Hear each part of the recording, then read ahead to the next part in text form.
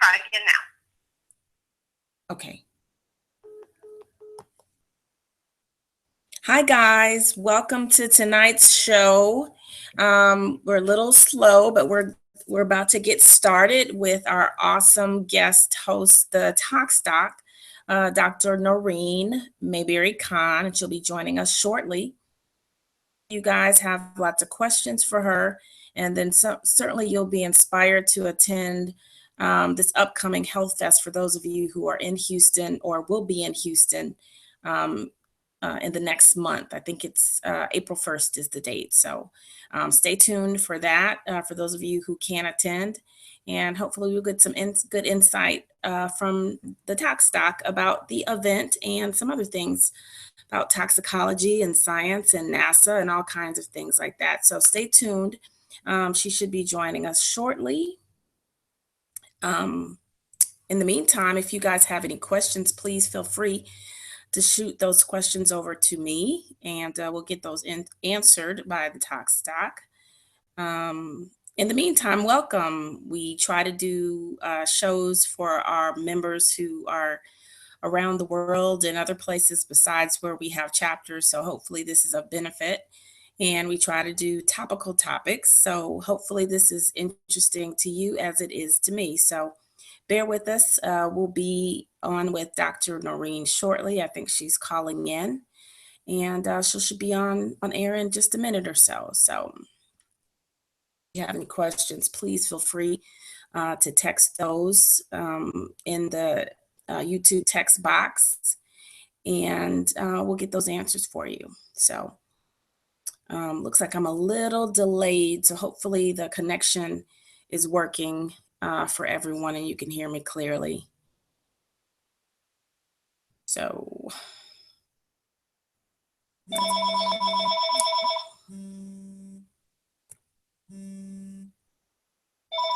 Unknown caller.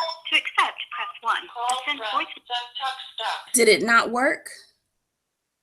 Yeah, I'm just sitting there. I've been on since before 7. Okay, let me try to send. If do you want to add me to the call?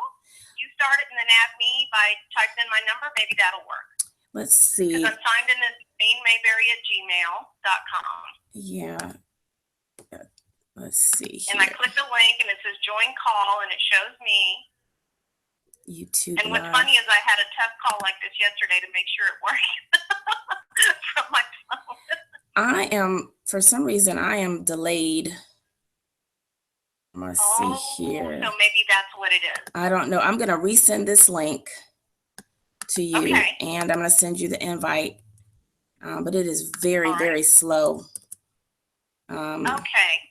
So tell me your email again one more time. Send it to Noreen Mayberry, NOREEN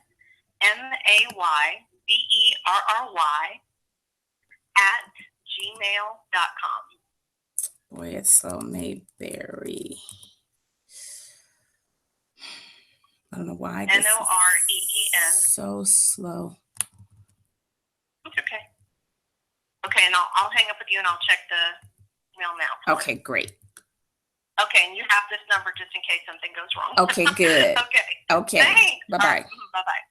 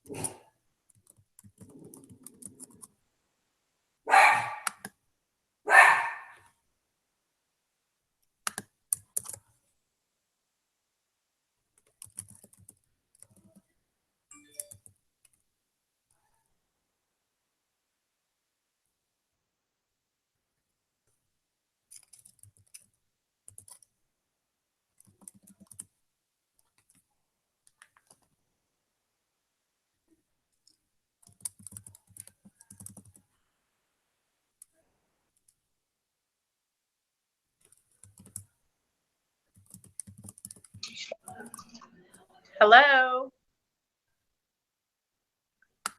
Yay.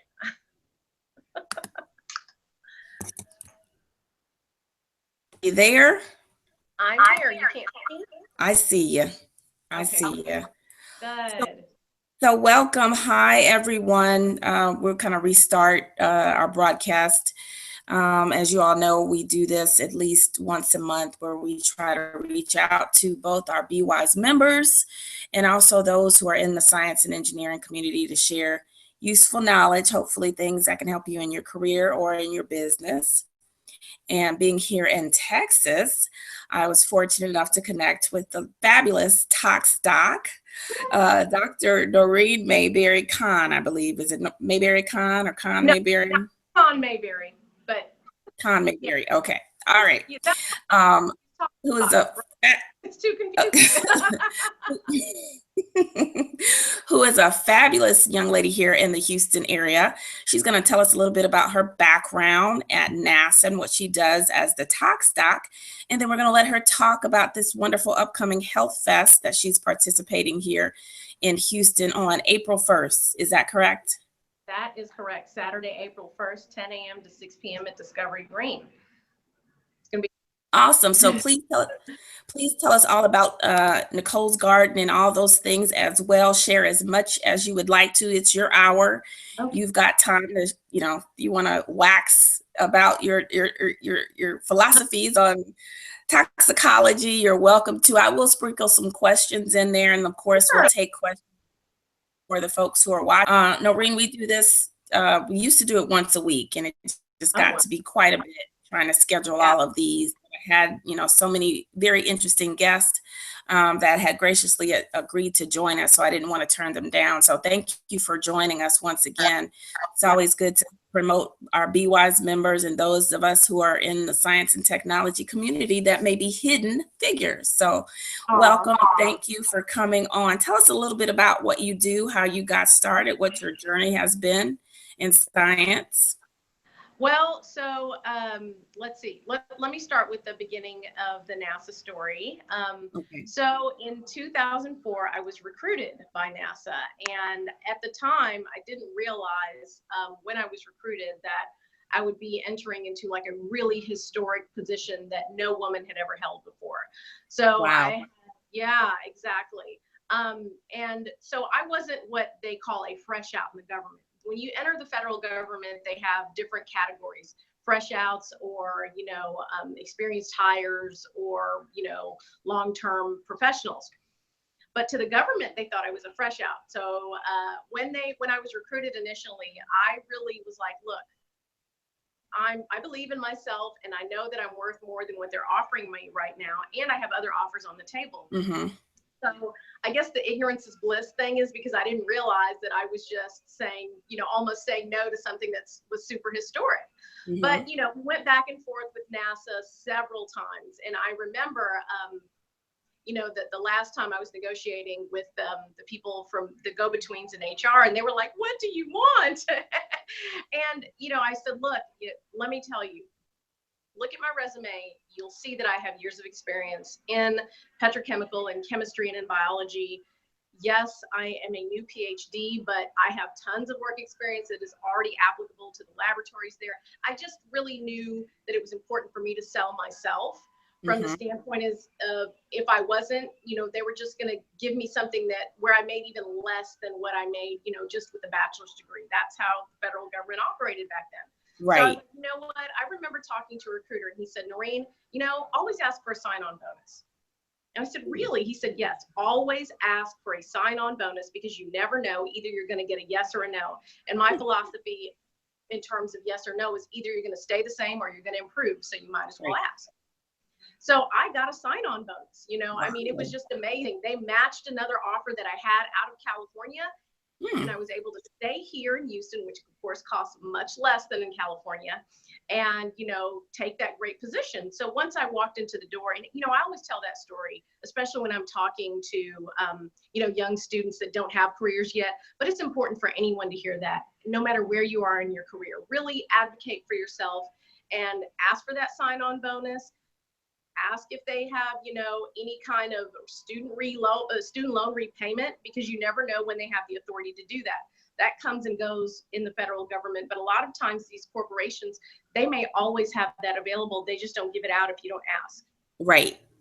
That's what you want. So I get to NASA and, I realize, wow, there's no other women here. And I just thought, okay, at the time there's no other women, but then I really started to, ask around, and I looked at the history. I was looking at some of the toxicologists who had retired, and there were never any women. There were just no women. I said, am I the first woman to ever, fill this role? And they were like, oh yeah. And I'm like, wow, this is amazing, Wow. And like I said, glad I didn't know that, because maybe I wouldn't have been so pushy negotiating for myself. So, right. But in a way, you still should. So at the end of the day, it was the best thing. So I was in the space toxicology group.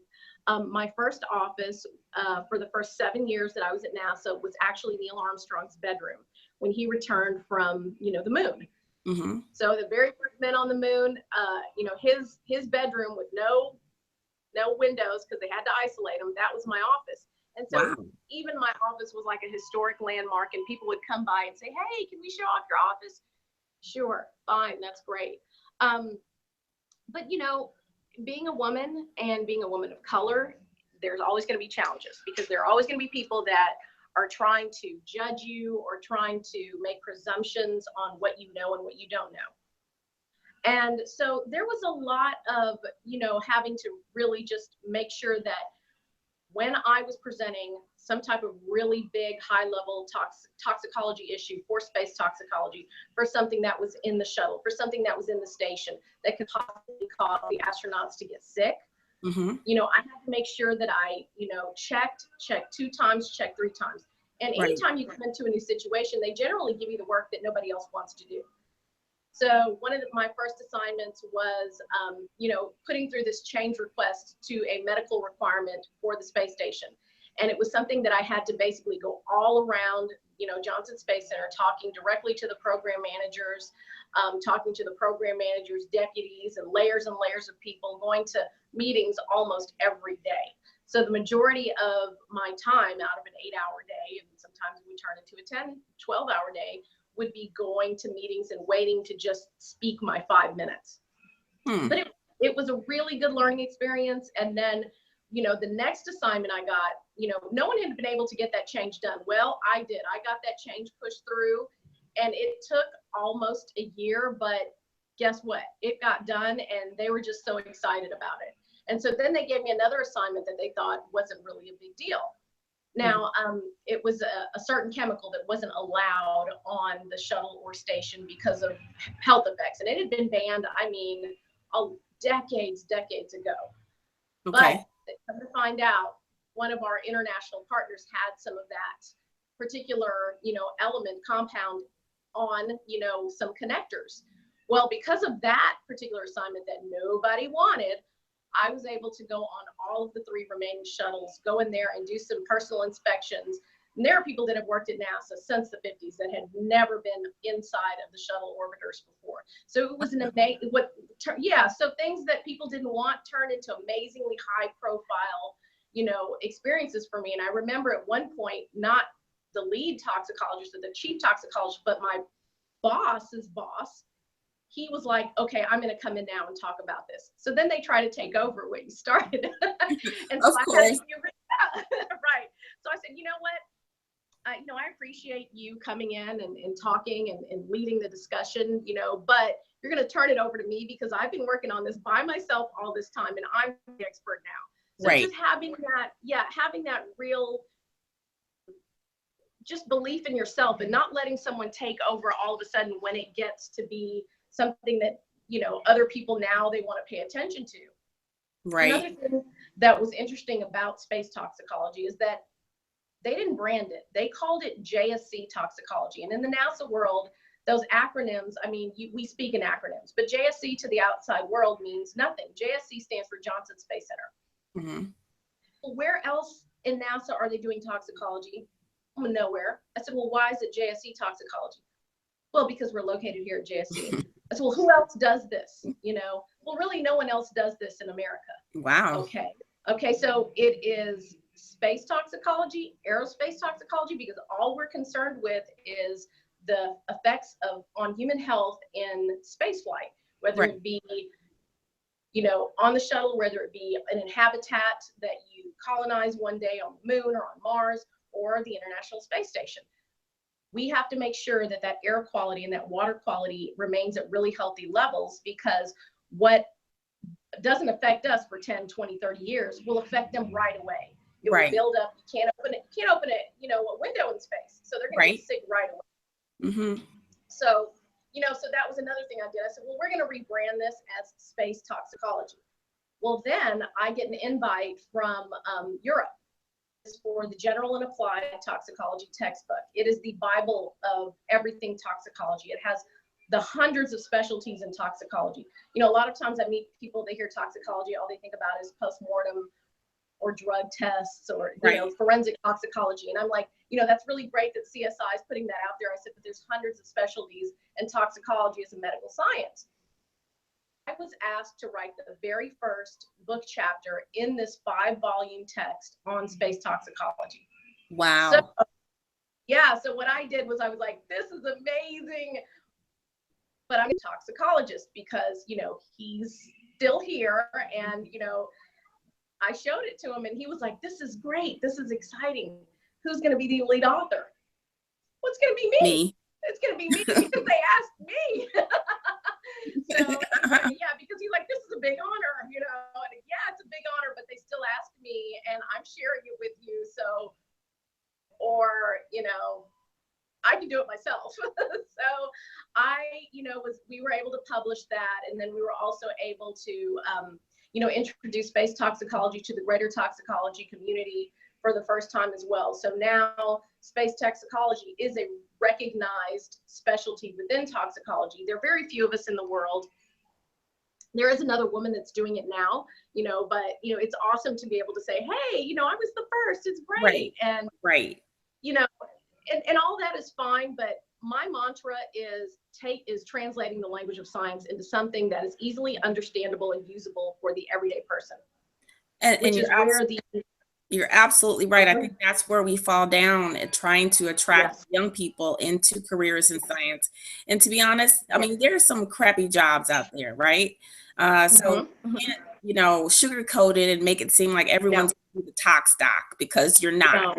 And that's real talk, right? That's just real talk. It's not trying to discourage anyone, but you've got to, be realistic and understand that, this is not, eating bonbons, on a chaise. These men and women are doing a lot of hard work after many years of education and working hard to get that. I want to circle back to something you said. So even though this isn't necessarily related, to NASA or anything like that, you said, and I've heard this before, that on 2 occasions, your manager or your manager's manager said, I think I should be the one, to get all the glory. And I find that very common amongst women of color. I'll say, I won't limit it to just African-American women, that, when we're toiling in the fields and nobody cares, it's great. That's great. Keep up the good work, Noreen. That's really thing. But once you've discovered oil, then, oh my God, I got to take credit for this. And you're like, but I was the one who was here when there was nothing. I did the work. I did the discovery. I'm the one who's got the most knowledge. I should be the one, to go forth as the leader or the expert. And so how did you, because there had to be some political, discussions, or there had to be something. I'm sure your manager's manager didn't, jump up and say, that's great, Noreen. I'm so excited that you're going to get all that credit and I'm not. Well, like I said, I spoke rationally. If you go in with guns blazing, and sometimes, it takes a level of living and maturity to finally go, you know what? I'm not going to just go crazy and say, wait a minute, this is that's my idea. Right. And so you have to really say, hey, you know what? Like I said, I appreciate you coming in to help support this discussion because you know more of the people in the room than I do. Mm-hmm. However, because I'm the expert and I've been working on this, for this many months, however long it had been at that time, I said, please allow me to lead the technical discussion. I am the technical expert. It takes a lot of belief in yourself. Yes, it does. Because sometimes we have all the technical knowledge in the world, but then we're nervous and we're afraid. Yes. And, even though we're the best person to present from a technical standpoint, from they can't get the words out, that can be an issue. So, I mean, we all get nervous. Sometimes we make great presentations. Sometimes we have off days and we aren't communicating at our best. But at the same time, my mantra again, is we're all people. People are people are people. And I've been in the room with, at the National Science Foundation, nothing but MDs and PhDs in the room as we're coming up with these awesome, guidelines for spacecraft. And I literally have heard people say, yes, we are a very learned group of people. And I'm thinking, why would you have to say that out loud? Why does that matter to you that we're learned? We know we're learned. We all have alphabet soup behind our names, okay? Right. But at the same time, being learned doesn't mean that we're the ones who are making the decisions. A lot of times the decision makers are managers. Right. If we're at a university, the presidents, the deans, they have zero technical knowledge. And if you can't communicate to them effectively, and if all you're going to do is rest on your learned, knowledge, you're not going to get the grants. You're not going to move forward in life. So, it's something that is a part of, what I do in terms of coaching people as well. So I have gone back to the universities, back to the professors that actually taught me, and have, spoken to them on how to take their technical discussion and turn it into something that is easily understandable. So I'll have them come up and say what their great idea is and what's so awesome. And I'll say, look, this is how you would turn that into something that's understandable so that you could pitch it to the local news and it'll actually get attention. Right. So that's the key. Leads to the next. Go ahead. That's the key. You're absolutely right. Mm-hmm. But yeah, so, in terms of jobs and stuff, sometimes people will get jealous of you and they'll start to throw a lot of things at you that maybe don't make you as happy as you once were. So you have to become flexible and you have to learn how to create your happiness, even if it isn't always, where it was a year ago or 2 years ago or 3 years ago. Right. The things I did while at NASA is I moved out to Los Angeles and worked at the Jet Propulsion Laboratory for a few years before I came back to Houston. And doing was amazing because there was such an audience that was ready to hear from me outside of NASA. I had already been a professional speaker. I had already spoken internationally before I had gone to Los Angeles. But once I went to the West Coast, I started going to Seattle, up and down Los Angeles, San Diego, San Francisco, up and down the West Coast, I'm saying. And then also to Las Vegas, and people wanted to hear me talk about what is nutritionally beneficial or nutritional toxicology. What can we take from nutrition to help counteract all of these toxic exposures that we have? So I was speaking along with other people, and all of them had books. I didn't have a book. And they said, Noreen, why don't you have a book? People want something tangible to take away. That's right. Okay, you're right. I looked around. There were no toxicology books that were for the layperson. There were no toxicology books that weren't basically just teaching various disciplines within toxicology. And that's when I wrote Talking Toxicology, because I wanted people to be able to recognize what these toxic exposures really are, how to reduce them in their homes, how to reduce them in what they eat and what they drink, and, just how to extend their lives or make their lives the best that they can possibly be, not just from a standpoint of restricting people. Oh, you're just going to tell us what we can't do. That's not true. I'm going to tell you the really bad stuff, and either you can apply that in your life or you can't. Plus, I'm going to give you some tips to make it easier. Because if you don't give people takeaways and tips and that will explain to them, okay, this is how I improve my water quality in my home. This is how I improve my air quality in my home. Maybe I shouldn't buy this because I've heard, Tox docs say it has bisphenol A and I'm a cancer survivor and I don't want to reintroduce that into my system. So I'm going to use it. So I made it super easy. And here's the thing about books. People want a book, but no one reads. So I made my first 3 chapters. I'm telling you, I made them so short and so bite-sized that you could go through the first 3 chapters within 15 minutes and learn the difference between a toxin and a toxicant, because people call everything toxins, and not everything is actually a toxin. You know, toxins are really just natural poisons, whereas toxicants or toxics is what should be used. But again, I want people to know what that is and know that they're going to hear toxins all the time, but that's not really the correct definition. So little things like that, and putting in a chapter about, hey, if you want more vitamin A, these are the foods you can get it from. If you're deficient in vitamin A, these are the type of diseases that you might expect to, you know, have in some time in your lifetime, and how you can avoid, you know, chronic disease. Because so many people, I don't know if you recall, but type 2 diabetes,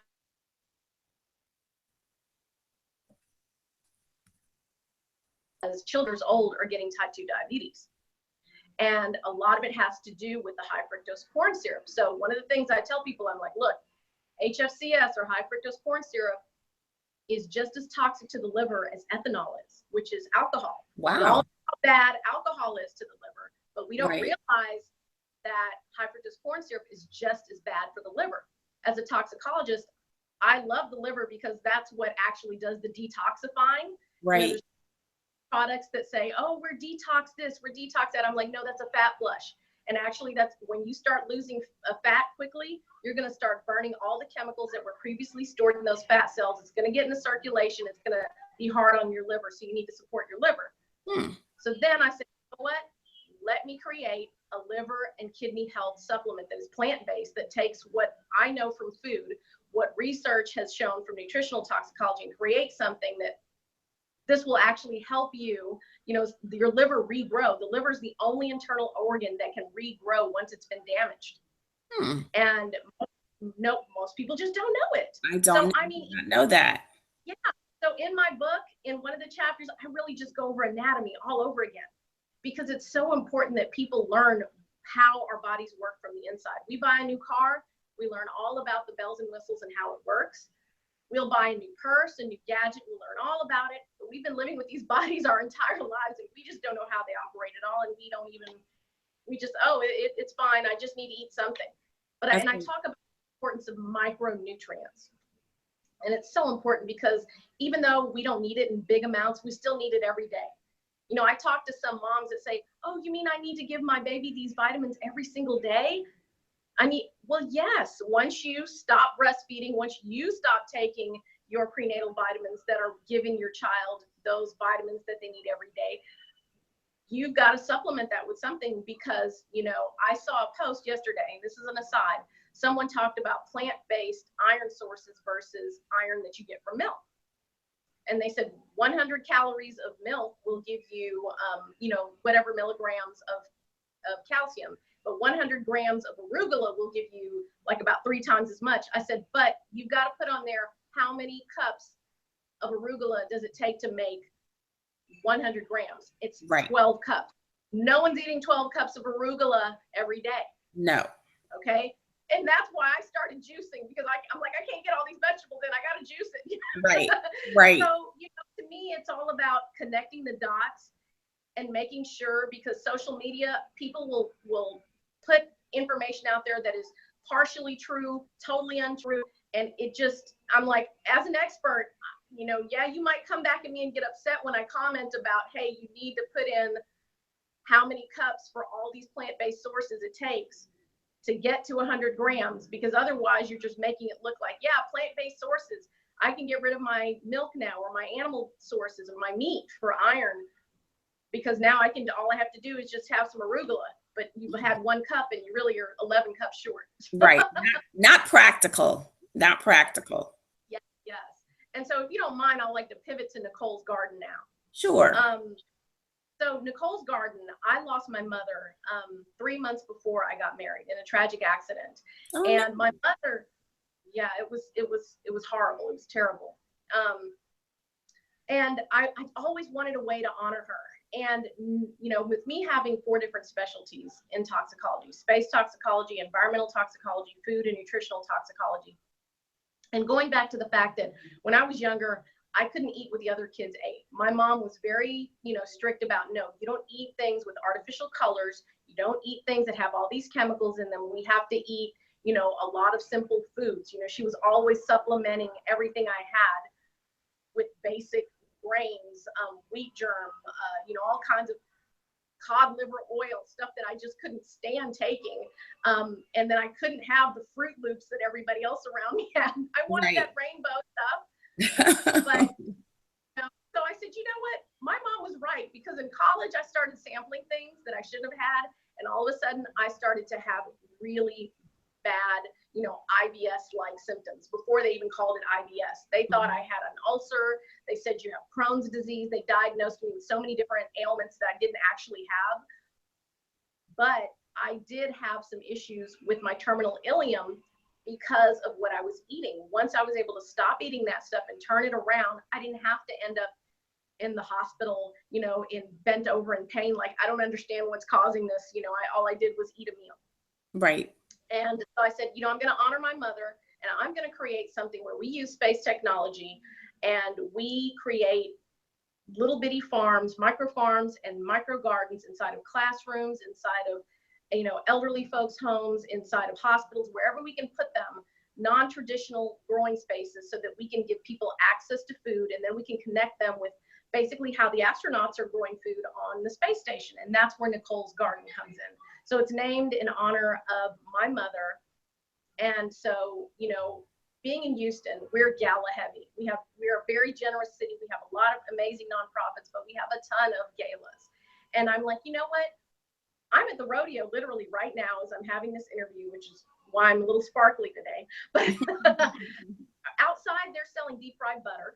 They're selling deep fried Oreos. They're selling anything deep fried that you can imagine. They have it. We have all kinds of liquor and whiskey and beer-based festivals here, but we've never had like a healthy festival. So I'm like, you know what? That's going to be our signature event. It's going to be healthy festival, but not just healthy living, healthy thinking, health care, specialized health care for yourself, mind, body, and, your spirit, because if you have a lot of stress in your life, that's something that, will exacerbate or, propel you forward towards getting, a chronic disease. Right. And research has shown that, that if you have a lot of stress, it's going to progress your cancer. It's going to progress the cancer actually manifesting and showing up in your body. Absolutely. Same thing with heart disease. Yeah. So, and at work, in the STEM profession, women of color, men of color, people, period. Everybody is so stressed. But as a person of color, you often feel isolated, like you just can't talk to each other. Exactly. So when I saw Hidden Figures, what I loved about Hidden Figures is how the women just kind of stuck together and just took care of each other. They did. And I, I've talked to a lot of my colleagues at NASA. I'm like, we need to get back to that, because there's a lot of times that we can do things for each other, and some of us just won't. Some of us just absolutely will not. And people who do things for you end up being people that do look nothing like you. Mm-hmm. So yeah, and I'll say one other thing about my first story. When I was recruited, I was up against a couple of other male candidates. I got the job, and they were talking in a group, and they said, so that I could hear, oh, Noreen, she only got the job because she's cute. Oh. And so I was like, really? Now this is a right. Well, that's interesting. I had my interview over the phone. So how would they know?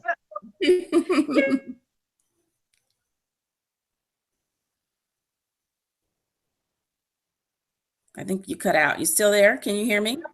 Never let somebody, try to diminish your compliments. Never let somebody say that you get something because of something superficial, like the way you look today, because the way you look today is not the way you're going to look 10 years from now or 20 years from now. Absolutely. So that being said, I'm all about women's empowerment. I'm a super cheerleader of women. I love when I can help women. And, when I hear women say, hey, guys, give us a seat at the table, I'm like, that's fine. That's great. But I'd rather hear a woman say, hey, let's build our own table and make several seats for other women. Right. I'm all about that. Absolutely. We cannot, as women or people of color rely on the majority to be progressive minded and make a space for us, right? We must, and that's why I'm such a proponent, not just for those of us who are interested in reaching leadership levels in corporate America, but entrepreneurship. And so there are certainly lots of focus now on the tech space. And my background is chemical engineering, and I just know how many, I'll call it traditional science and engineering folks there are who've got 20 years experience who, quite frankly, are getting left behind because the focus is so much on software development and app development and things like that. And, you know, my comment is always like, you know, you would need no code if you didn't have something for the code to run, right? So without that chemist understanding why the reaction can't go above a certain temperature, you would have a lot of possibly damaged equipment and possibly injured people. So it's critically important that we do not lose the focus, that science, traditional engineering careers are just as valid.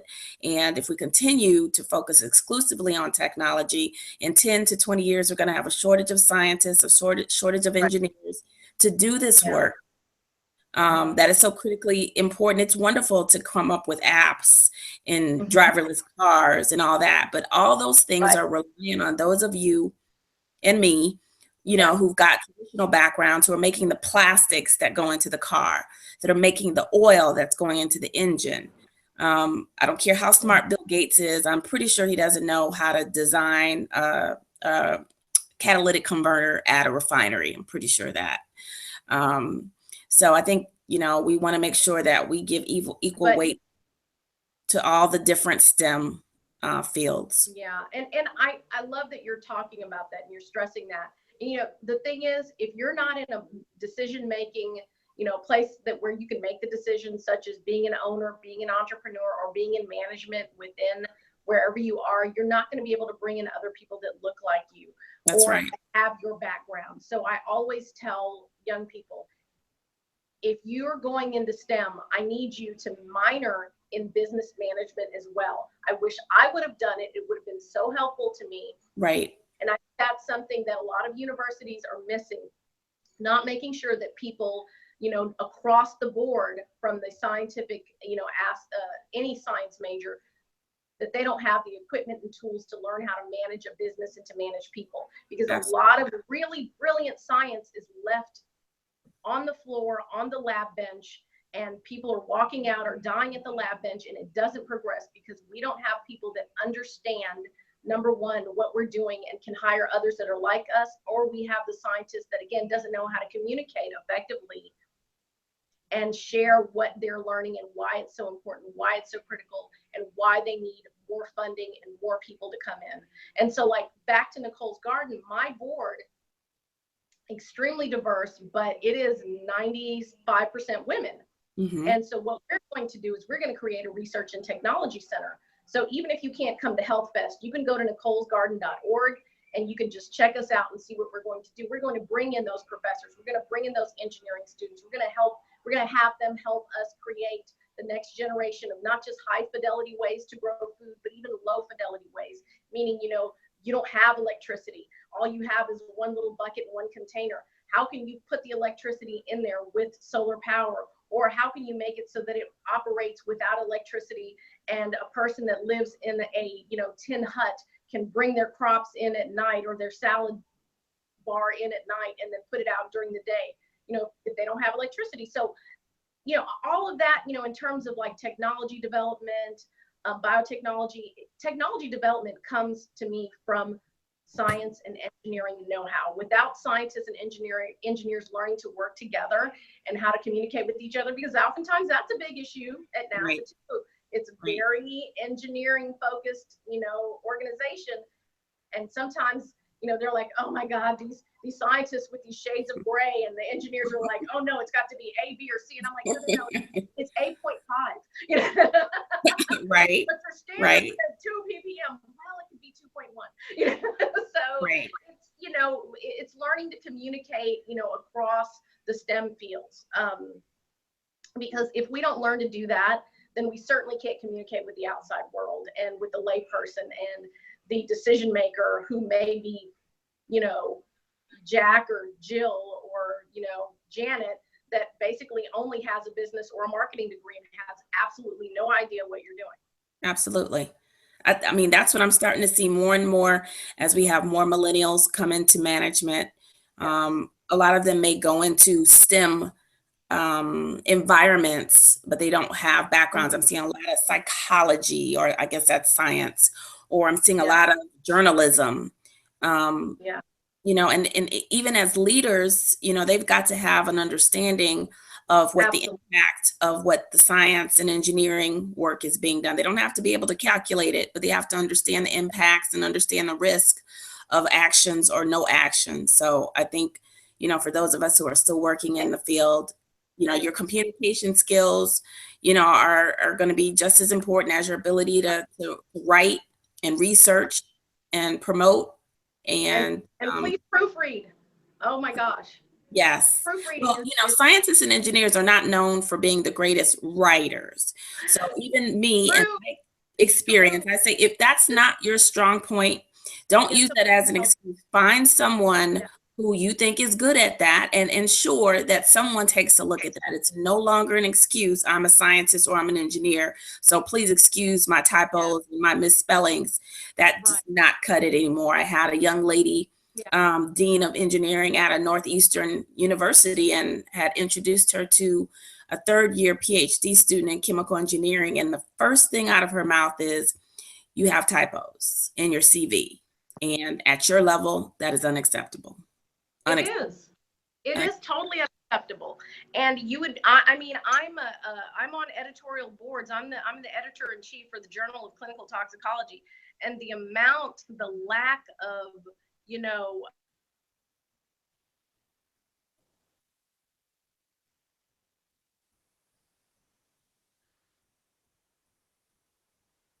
Can you hear me, Noreen? Yes, I can hear you. Can you hear me? Okay. You cut out for a little bit. Oh, I'm sorry. I was just talking about going back and getting a mentor.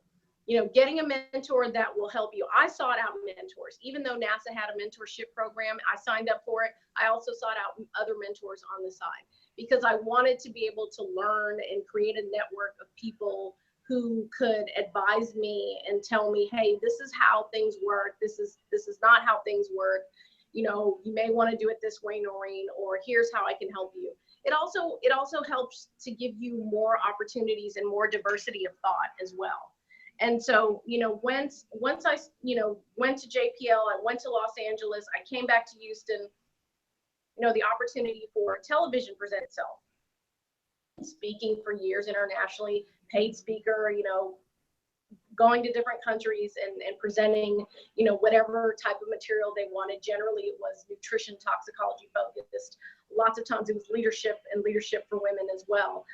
But when TV came along, I'm like, okay, now not only do I have to interpret what I'm saying so that it's understandable, I have to get it into like a minute and 30 seconds or 2 minutes. And, you know, if I'm lucky, I'll get like a whole 6-minute segment or sometimes 13-minute segment. For the most part, you got a minute and a half to make your case and to make it stick. Right. So that is something that a lot of people now, they're like a lot of professionals, you know, physicians, scientists, engineers are like, tell me how to do this, Noreen, because you had to have had media training. I'm not gonna lie to you, I really didn't have media training. I just had been speaking, so that was my training. And again, my passion was making things understandable to others. So that was where, you know, I was coming from. So I already kind of knew how to do that. And then I'd seen how other people would pitch me. And sometimes when they would pitch to a producer, it just didn't make sense. It didn't stick. And I knew how to, you know, frame it and say, okay, well, for this 5 seconds, I need you to have this on the screen. And I need, you know, I'm going to be talking about this. And for the next 5 seconds, I'll be talking about that. So, you know, take what you know and turn it into a way to help people. The visual media like this is the best way to grab people's attention. People will tune in and listen to this type of broadcast. Right. A book and read it. So, or they may not read that blog post. All they'll read is the headline. I see people posting things and getting angry about headlines, but I'm like, if you'd have clicked that and you would have actually read it, you would have seen it was different than what you thought. Right. Exactly. So just kind of taking the time to do that. And that's why, you know, again, Health Fest, which is, I'm so excited about it being the first time is that we're able to introduce the greater Houston community.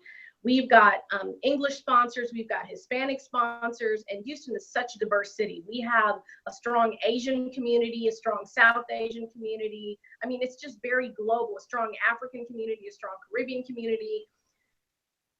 People from everywhere are coming out to this event, and I made sure that it was free. And so the way we did that was we have people that are generously underwriting it as host committee members. They do no work, but they make $150 donation. And that way I can have a kids zone. Awesome. That challenges. That's way we can have, vendors that are out there selling natural candles that aren't putting, man-made chemicals or fragrances and perfumes in your home and making your air quality worse. You've got cleaning products that aren't, dulling your central nervous system out there. So it's so important to me to be able to bring that community together, because right now it's fragmented. There are little pockets here and there around the Houston area, and we've got so many people moving here because of the cost of living, because of the no state taxes. Right. But they don't know where to find these healthy options. No. So even within the healthy community, I have to say, hey, don't worry if there's going to be 2 or 3 people out here juicing, because this is an enormous city. So right. We need more than one juice bar. You certainly can't That's handle true. all the millions of people. It's just about changing people's mindset to make sure that you get towards that end goal. And, our end goal is creating that research and technology facility, putting more gardens into these schools. When you see a kid eating something green for the first time in their life, and it's just so impactful. It's so impactful because they just never had it. People shouldn't have to make a choice between a $4 head of organic kale or a 99-cent burger. That's and true. I'll tell you guys, if you go to my Dr. Noreen at Dr. Noreen at Dr. Noreen on my Instagram or my Twitter or even on Facebook, I posted a picture of a McDonald's quarter pounder that I found in. I saw it. Did you see that? I saw it. Isn't that amazing? Yes. It looks like it was fresh. It's hard as a rock. And then I heard the commercial today talking about fresh beef. I'm like, that's not fresh beef because it doesn't disintegrate. No. It'll be here after I'm gone. No, you're right. You're right. Again, I'm not telling you can never have that in your life, but that shouldn't be what you're eating every day. Right. And for a lot of people, that's what they're eating every day. And that is why you've got kids as young as 2 years old with type 2 diabetes. Right. Totally preventable. People, I ask them, what is your pancreas? What does it do? We don't know. That's why I had to put it in the book too. It's not an anatomy book, but it needed to be in there in order to tell the story. So at the end of the day, I would love for you guys, anyone who's not in Houston, please visit our websites, healthyfestival.org and nicolesgarden.org, which is the nonprofit. Reach out, send a message. Consider becoming a member because we don't take any salaries. Everything 100% goes to program right now. And, would love to have your support.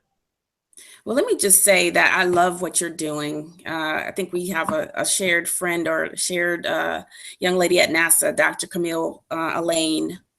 Yes, I honored her on my website. Yes, that's my in a short period of time, my dear friend. I love her. We've done some things together with Hidden Figures around the time of the movie. She's just great.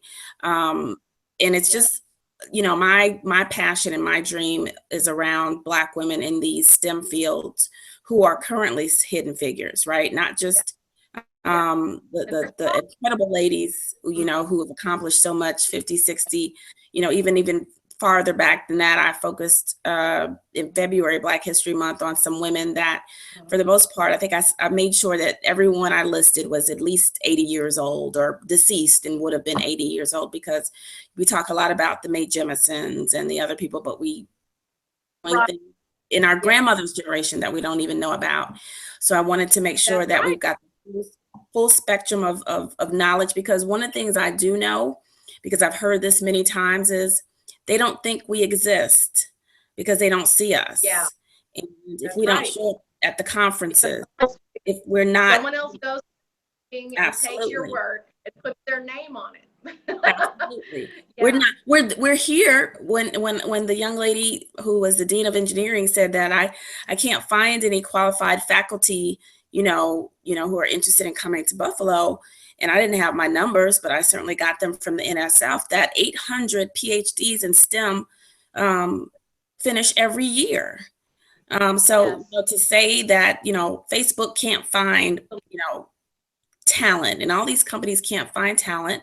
We're here, we're just scattered. Most of us have never had the experience of those ladies in Hidden Figures, where you had that formation of Black women turning that corner in NASA. Wasn't that beautiful? That was beautiful. That was my favorite scene, where they rounded that corner and they were in formation. I think even Beyonce was proud. So I just love what they're doing. I'm a proponent of all the things that we're accomplishing. And I want to make sure that the ladies, and not just the younger women, the folks in the early part of the talent pipeline, but those of us who are in the middle and the end, you may want to pivot and take a turn in your career. And one of the things that I talk about, because it's so key to the foundation of success, is confidence. And you hit it on the head. So I've got to have you back to talk more about that. That's so key. Know your worth. Be connected. Get a mentor. You hit on so many things. I didn't even tell you these things to say. You said all these things. So it's so wonderful. I talk too much. No, you talk well, first of all, we need more Dr. Noreens around. I think that's part of the issue. We don't have anybody that looks like us to share these things with us. So I was just telling a young lady today that, some of the reasons I'm not seeing, certainly on the corporate side, I'm not seeing women advance, in numbers that, are more representative of those of us who've gotten these degrees, is because we don't have the exposure. We weren't on the panel discussion. We didn't, participate on the study. We didn't write the intro to the book.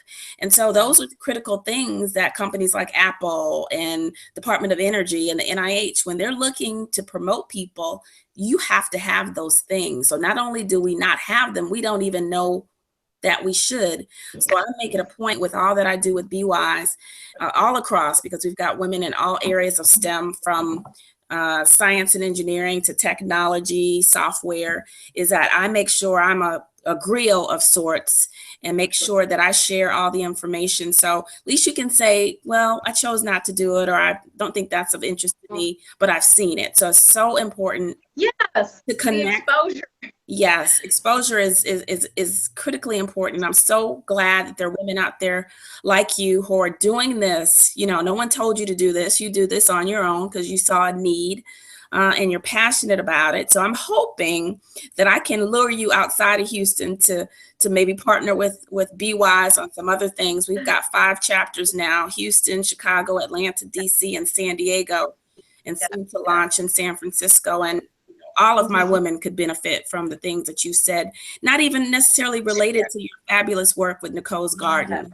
Right? So, Oh yeah, everything. I mean, and here's another thing that I'll tell you, as a speaker, and I'll just share the struggle around Houston, everybody wants me to come and speak for free. Of course. And I say, look, you don't go to the grocery store and leave with it. No. They'll spend money on these amazing hotel rooms. They'll charge tons of money for tickets. They'll spend money for concerts. I've been asked by a survivors group, hey, can you come out and speak? We'll just pay for your hotel room, but you're going to pay this R&B singer, $10,000. That's right. I'm not charging anywhere near that. Right. And I'm going to tell you how to stay away from stuff so that you don't have your cancer coming back. That's right. It's more important than that 20 minutes of music. And so again, it's about advocating for yourself, making sure that people, and I do 4 free talks per year. I was booked up for all 4 by February. Wow. And that's my limit. And I had to do that because if I didn't put that limit in place, people were always going to just take advantage of me. Yes. A lot of times I don't even talk to them directly. I'm like, oh, you need to email Chris. He's going to take care of it. He knows what I need. And I mean, I don't charge a ton of money to speak. So it's just like, but you have to make sure that people value your message, value your worth. And, you have to make sure, number one, you're taking care of yourself and your family too. Again, absolutely. Let me just tell you, if you're not getting what you need, you're going to be stressed out, and then it's not going to be enjoyable, and then you can't impact people. That's But right. Let me I just want tell you, Margot Lee Shelterly, who wrote Hidden Figures, gets to, $20,000. And she is one of the sweetest people that you'll ever meet. But when you ask her, can you come and speak? She kindly refers you to her speakers bureau. And they will. yes, yes, yes, because I mean, you have to. That's what I'm saying. I've gotten quite a bit of money going around the world, but I do discount when I know that it's something that's important to me, then that I'm passionate about. I'll even say, hey, if you don't have a lot of budget for this, I'll give you a discounted rate on my book and buy everybody who comes in a book. Put that into the ticket price. Right. Oh, no, to do that. So, again, that's why I don't even talk about that part anymore. But I want to say to you that I'm really, really excited about what you're doing. And I'm really proud of BWISE. I love that acronym. And Thank it's just you. really exciting. And, I see that we have more and more, in common that we both know now. And I think it's amazing. And so, yes, I hope we can do more in the future because you're right. Keeping your knowledge, isolated in a small area is just not, it's just not fair to the world. It's not impactful. So if you're not getting your knowledge out and impacting the most people, it's kind of a waste in my opinion. So maximize the investment that you made in your education, maximize the investment that in the time that you've learned at work, turn it into whatever it is. You don't have to brand it. You don't have to come up with a catchy name like the Tox Doc or Dr. Noreen or whatever it is. But you really need to make sure you're impacting lives on multiple levels because, again, we have such a limited time here on earth. And if we're not helping others, then we're just kind of taking up air. Absolutely. My favorite quote is by George Washington Carver, and he says, "No man has a right to exist on earth without having made an improvement to it." So yes. I totally agree to that. And so many of us have so many wonderful things to share, but because we, have, maybe made a turn in our careers that got us off track, feel like we can't ever recover. One thing I know about women is we want to be impactful. And I always use the analogy, nobody wants to work at the button factory. Nobody wants to say at the end of their life, well, what did you do? Well, we made buttons. Okay, that's great. Everybody wants to make a difference. Yes. Even if it's for selfish reasons, right? Everybody wants to feel like they've contributed. Exactly. So I think, it's critical, and I definitely probably need to have you back on to talk about speaking. Yes, I see we're out of time. Yeah.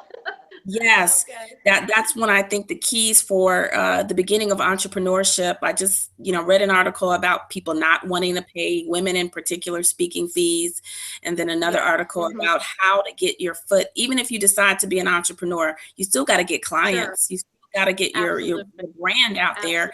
Well, how do you do that? So I want to certainly circle back with you and talk about how we can get some women, and I'm fine with starting your career as a speaker, doing some free things, but that has value. And if the conference made money and they had costs they didn't get the food for free. They had to pay for the food. They had to pay for the venue. They had to pay for security. We've got to change that mindset that speakers don't have value. I've got an engagement that I'm so looking forward to because I'm just getting started and they're not paying. They're paying for, I think they're paying for hotel or something like that. And that's fine when you're getting started, but we've got to get point where you're bringing something valuable to these conferences. Or let's have our own conference, just like you're doing. Let's have our own conference, and then we can pay the people that we think are valuable and worth something to our audience. So I'm so excited. Oh my gosh, I didn't know we were going to have all this stuff come out of it. I thought we are just going to talk about this fabulous fair on April 1st. So I want to make sure that the viewers tell us where it's going to be. Tell us the hours. How can they register and all of that? So it's free. And so there's no need to register, but it's at Discovery Green, Houston, 10 a.m. to 6 p.m. We have music all day. We have sunrise yoga, sunset yoga. We have a sweat challenge. We have kid zones, and they're separated by ages, so your little kid isn't mixing with someone else's big kid. We've got healthy food trucks. We've got amazing vendors out there.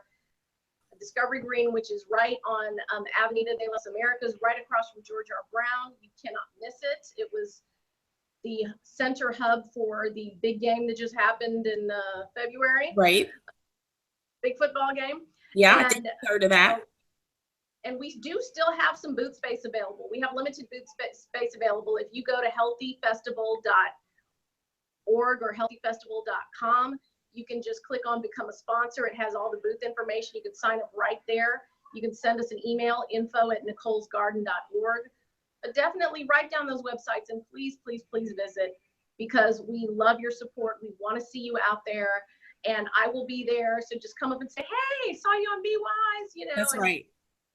That's right. Well, we'll be continuing to promote and share your event, your wonderful event, all through the rest of the month.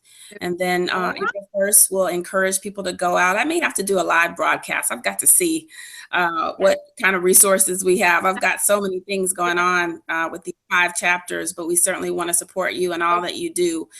So we'll make sure that we have some BWISE members come out. We want to make sure they show support and connect and say hi and say thank you for all the wonderful things that you are doing and honoring your mom. I'm sure she's looking down with such pride of all that you've done, not just with your career, but honoring her with this work that you're so passionate about. And I would just like to say thank you. We've never met, and I think we connected a while ago and trying to figure out, okay, how can you come on the show? What makes sense? So I just want to thank you. But thank you so much. Thank you so much for coming on. I can't wait for us to see where we can partner again. And we're going to see you April 1st on at Discovery Green. Those of you all who will follow me on LinkedIn and Twitter, stay tuned. We'll have more notifications and reminders for you to come out. Before we let you go, any last words? I just want to say thank you for this opportunity. And then one other thing, there is an Eco Chic fashion show, 2 p.m. that day. So you guys get to see what upcycled couture eco fashion is, and it's free. So, hey. Nice. You've got it all covered. You didn't leave out anything. I didn't leave anything out.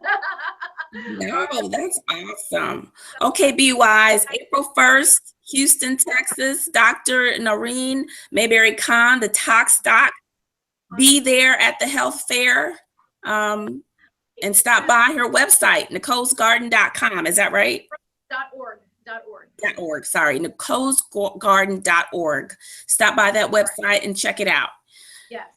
Noreen, thank you so much. Go back and enjoy your rodeo. People are knocking on the door trying to get in. Enjoy yourself and have a wonderful time, and we'll see you April 1st. Okay, bye-bye. Bye. Bye, everyone. Thank you for joining us tonight. Stay tuned for our next guest in 2 weeks. Good night.